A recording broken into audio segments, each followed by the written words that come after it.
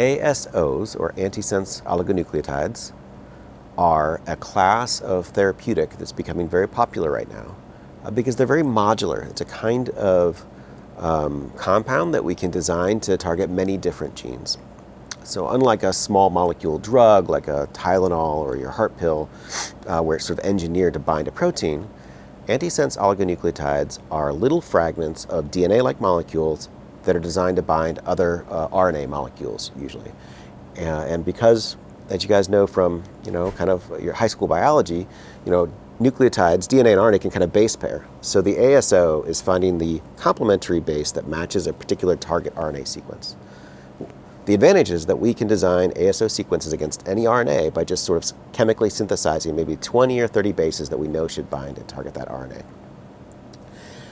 ASOs are a broad class molecule. You can do a lot with them. I think the most exciting things for neurodevelopmental disorder are the ability to turn up potentially genes that are missing a little bit, or turn down genes that are maybe have become a little bit toxic, or if you have too much of them, or if they have a missense mutation that's making them work improperly. What you can do is you can design ASOs that'll either bind RNA and degrade them, and so that you can use to delete any of those toxic RNAs that are coming from a missense mutation potentially. You can also try to design ASOs to bind to an RNA and make it more stable. And if it's more stable, since RNA makes protein, if you can get it to stay around longer, you can make more copies of protein from the same RNA. So it's a way of turning up a gene, even if you have one good copy of a gene and one mutant copy of a gene, like we see with MYT1L syndrome. If you can turn up the healthy copy using an ASO, you might be able to make enough MYT1L protein to get back into the neurotypical level. So that's what we're trying to do with ASOs. The big challenge is really finding the parts of the RNA that you can use to stabilize that molecule, and that's what we're working on actively right now.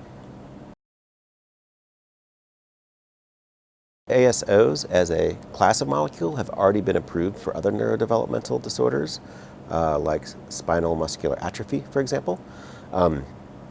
They can be delivered into the spinal cord using a spinal tap, like they do for women that are undergoing a C-section, for example, that same kind of procedure. So a very safe procedure. And it would be a drug that would be delivered once every few months and have kind of long-term effects on potentially upregulating or changing gene expression in the nervous system. There's new technologies coming down the pipe that hopefully they can just be given into the blood instead of into the spinal cord directly.